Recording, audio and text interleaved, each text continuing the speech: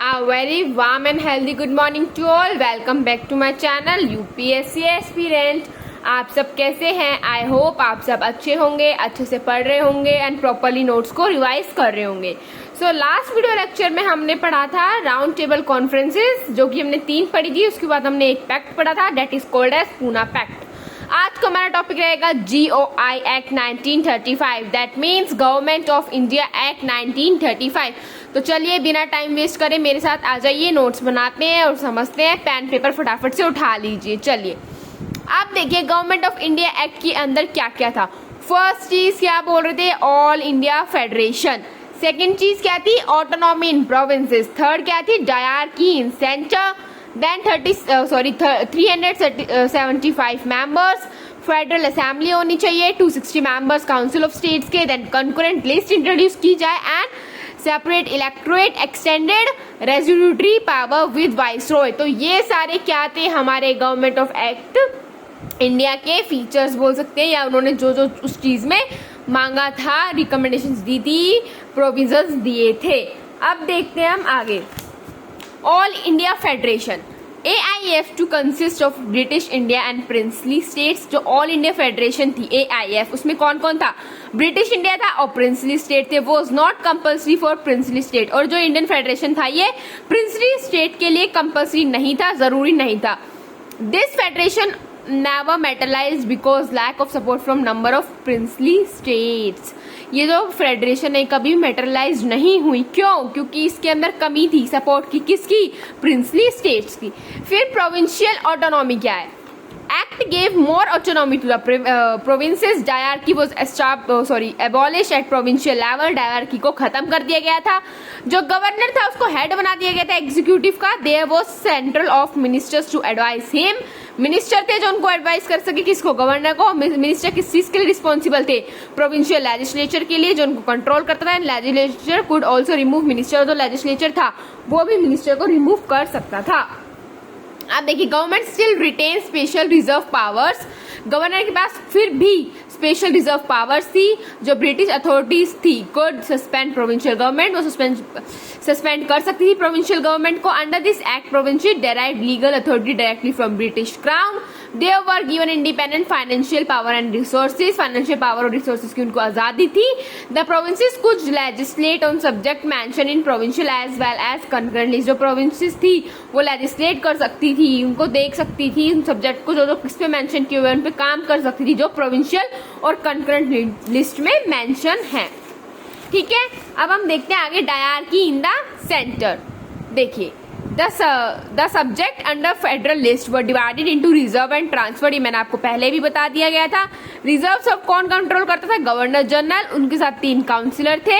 ठीक है, और वो लेजिस्लेचर के लिए रिस्पॉन्सिबल नहीं थे। इन सब्जेक्ट के अंदर क्या आता था? रिजर्व के अंदर defence, external affairs, press, police, taxation, justice, power, resources, church related affairs and tribal affairs. Transfer subject administrated by governor general with his COM who will not more than 10। Transfer subject थे वो governor general के साथ उनके जो minister थे वो करते थे, उनको देखते थे, और वो 10 से ज्यादा नहीं होने चाहिए थे। इस सब्जेक्ट लिस्ट में कौन कौन था? Local government, forest, education, health etcetera. Governor general had special power to interfere in transfer subject also. Governor general के पास एक स्पेशल पावर थी, वो जो रिजर्व के साथ साथ ट्रांसफर सब्जेक्ट के मैटर्स में भी इन्वॉल्व हो सकता था। और क्या था? एक फेडरल कोर्ट का एस्टैब्लिश किया गया दिल्ली के अंदर, जो कि प्रोविंस और सेंट्रल के बीच में रिजोल्व करवाने के लिए डिस्प्यूट्स को, और फेडरल पब्लिक कमीशन बनाया गया। RBI स्थापित की गई। By this act Burma was cut off from India. Burma को इंडिया से हटा दिया गया था, अलग कर दिया गया था। इस एक्ट के अंदर उड़ीसा, बिहार वो splitted and Sindh was carved out from Bombay. Orissa और बिहार को अलग अलग बना दिया गया था। सिंध को बॉम्बे से हटा दिया गया था। By this time 11 provinces. इस टाइम पे 11 प्रोविंस कौन थे? Bihar, UP, Bengal, Assam, central province, Bombay, Madras, Punjab, north west frontier province, Orissa and Sindh.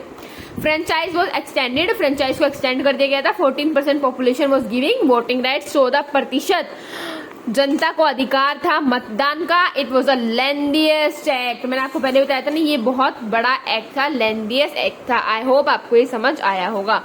अब देखते हैं प्रॉब्लम्स, देखते हैं इस सेक्टर में क्या है। पहली बात तो फ्रेंचाइज की आई, दूसरी बात सेपरेट इलेक्टोरेट की आई। ठीक है, फिर क्या हुआ? गवर्नर जनरल को भाई स्पेशल पावर्स थी और उसको दोनों जगह पावर्स थी, रिजर्व और ट्रांसफर दोनों के अंदर। कोई नो बिल ऑफ राइट्स, कोई there was no bill of rights, right के हित में कोई बिल ही नहीं बनाया गया था और कोई प्रियम्बल नहीं था जो कमिटमेंट कर सके कि हाँ गवर्नमेंट को इस तरह रिस्पॉन्सिबल होना है सेंटर के अंदर। तो ये हमारी प्रॉब्लम्स आई थी। अब इसके बाद होते हैं हमारे इलेक्शंस, प्रोविंशियल इलेक्शंस ऑफ 1937। क्या हुआ था 1936 में, तब इलेक्शन अनाउंस किए गए थे एंड इलेक्शन उन्होंने बोला था गवर्नमेंट ने 1936 में हम इलेक्शन करेंगे। कब? 1937 में। तो क्या हुआ, जो 5 प्रोविंस थे उसके अंदर कांग्रेस को मोर देन 50% सीट मिली। In 5 provinces government got more than 50% of seats. कौन कौन से थे वो? UP, Bihar, CP, Madras, Orissa. अब जो NWFP, बॉम्बे और असम थे, इसमें कांग्रेस क्या बनी थी? सिंगल लार्जेस्ट पार्टी बनी थी। पंजाब में कौन सी पार्टी आई थी? यूनियनिस्ट पार्टी आई थी। उनके लीडर कौन थे? सिकंदर हयात खान। बंगाल में आई थी कृषक प्रजा पार्टी और उसको किसके लीडर कौन थे? फजल उल हक। पंजाब में कौन थी? यूनियनिस्ट पार्टी थी। बंगाल में बनी कृषक प्रजा पार्टी और सिंध में क्या बनी? Sindh Muslim political party. इनके लीडर थे हाजी अब्दुल्ला हारून।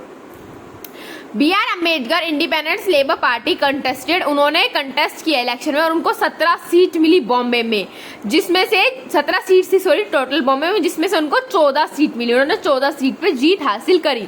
Congress minister works for lifting of press restriction, Congress को जो मिनिस्टर थे वो उस चीज पे काम कर रहे थे कि जो भी इन्होंने प्रेस पे रेस्ट्रिक्शंस लगा रखी थी उसको लिफ्ट करने में, कि इस रेस्ट्रिक्शंस को बंद करो।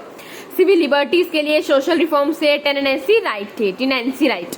अब जो मुस्लिम लीग थी उन्होंने एक कमेटी बनाई गई, उसका नाम क्या था? पीरपुर कमेटी। इस कमेटी के अकॉर्डिंग कांग्रेस क्या एक हिंदू पार्टी है और वो मुस्लिम के अगेंस्ट काम करती है। ठीक है, अब क्या हुआ? From 1937 to 22 October 1939 Congress ministers were working, अच्छी तरह अपना काम कर रहे थे वो। इस टाइम पे क्या हो रहा था? वर्ल्ड वॉर 2 चल रहा था। अब ब्रिटिश गवर्नमेंट ने क्या अनाउंस कर दिया? British government announce that India will fight in WW2, means India अब भाग लेगी, पार्टिसिपेट करेगी कहाँ? वर्ल्ड वॉर 2 के अंदर विद ब्रिटेन, विदाउट आस्किंग और टेलिंग द कांग्रेस। और कांग्रेस को ये बात पता ही नहीं है, उन्होंने खुद से ये बात बोल दिया है कि हाँ भाई कांग्रेस भी पार्ट लेगा, ना कि कांग्रेस को किसी भी लीडर्स को पता है। ठीक है, ना ही उनके जो और उनसे सुपीरियर लीडर्स है किसी को भी नहीं पता है। इसी को ही हम बोलते हैं this was called as Linlithgow declaration. इसी को हम क्या बोलते हैं? लिंथेग्यू डिक्लेरेशन बोलते हैं। अब क्या हुआ? जितने भी कांग्रेस मिनिस्टर्स थे उन सबने रिजाइन कर दिया 22 अक्टूबर 1939 को और इसी डे को हम सेलिब्रेट करते हैं as a day of deliverance, तो ये था हमारा डे ऑफ डिलीवरेंस। और ये क्यों हुआ? क्योंकि जो ब्रिटिश गवर्नमेंट थी उन्होंने उनसे बिना पूछे, बिना कुछ बताए ऐसे ही बोल दिया कि कांग्रेस जो है वो वर्ल्ड वॉर 2 में पार्ट लेगी। तो ये इसके कारण हमारा बनता है डे ऑफ डिलीवरेंस। अब नेक्स्ट लेक्चर से हम स्टार्ट करेंगे अगस्त ऑफर।